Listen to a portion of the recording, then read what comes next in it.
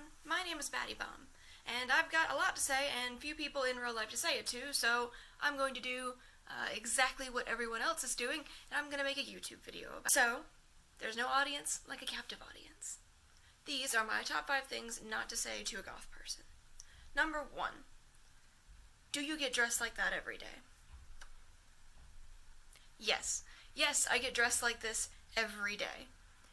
Unless you've broken into my house in the middle of the night and I'm in PJs, and in that case, make sure any pictures you take of me are of my left side. Just trust me. Or you've caught me in my terrible work uniform. It's yellow. It's terrible. I've dressed up like this all the time. Why? Because I get dressed every day. I get this question more often than not from like middle-aged men or soccer moms in line at the grocery store. I don't go to the grocery store super often anymore. Number 2. What do your parents think about this? Okay. Don't ask this question. And not entirely for the reason that you think. So, most of the time, when you ask this question to someone, they die just a little bit on the inside, because it's not like their parents' decision what they get to wear, assuming they're like an adult, and honestly, sometimes even if they're not.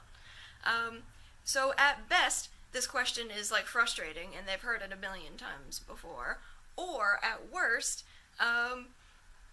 it just brings up like a really sensitive subject, because some people's parents aren't cool with their kids being super alternative, and it's like a super sore subject. Just don't ask this question. Your goth friends will thank you. Number 3, since I can't count. How much does this all cost? How expensive is this? Don't ask me this one, because I don't want to think about it. Goth stuff is fucking expensive. I'm having ramen and sleep just to make this outfit happen. This corset is on the cheap end for like a genuine corset, and it was still over $100. My bills get in the way of my goth money, and not the other way around. I hate thinking about how much money I've poured into this, and I envy all the people that have gotten super great at DIY, because dear God, I bet it saves so much money, but me and a sewing machine get into like a fisticuffs fight every time we cross paths. On site, I'm fighting with this sewing machine, and it's terrible.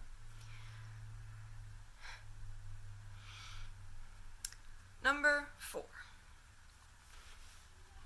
Shit, what was my number 4? I can't count and have the memory that's equivalent to like a sieve. A sieve held by a mosquito. Yes, good. Number 4. I nailed it. Number 4. Whose funeral are you going to? I haven't decided yet. Do you wanna give me some ideas? Because it could be anyone's. My favorite responses to this question that I use fairly often include, I haven't decided yet, mine, with like a blank stare. Offer no explanation or no like further elaboration on why it would be your funeral. Just say it's yours. Number 3, mine, because death comes for us all, and I want to be prepared, so I'm one step ahead of the game. You know, you gotta be proactive, and that's part of the benefit. Or also, yours. And then you just walk away. Don't say anything else, don't stick around and talk to them, just say it's their funeral, and then you leave. Number 5. You're going to regret looking like this when you're older. Especially to like people who have like permanent body mods, like they've got their tongue split, or you know, they've stretched their ears out to a really large size. My ears are super tiny still, but my husband has his ears stretched out to an inch. And a lot of times, or like tattoos, especially with tattoos, people are like, oh, you're gonna regret that when you're older. Look, I have dedicated too much time and money to this look. I'm staying this way. Forever. If only out of sheer stubbornness. I have to stay this way, because and every single time someone tells me that I'm going to regret looking like this when I'm older, I get a little bit more strong-willed to stay like this forever. I'm already prepared for my funeral. It'd be undoing so much good work to stop dressing this way. Dude, I'm drop dead gorgeous all the time. I could drop dead and still be gorgeous.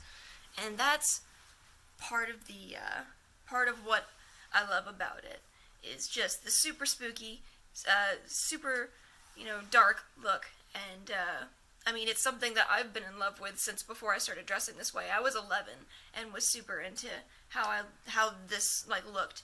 And now I'm 21 and have been dressing this way, forever. So, yeah, no, I'm still gonna look this way at 40.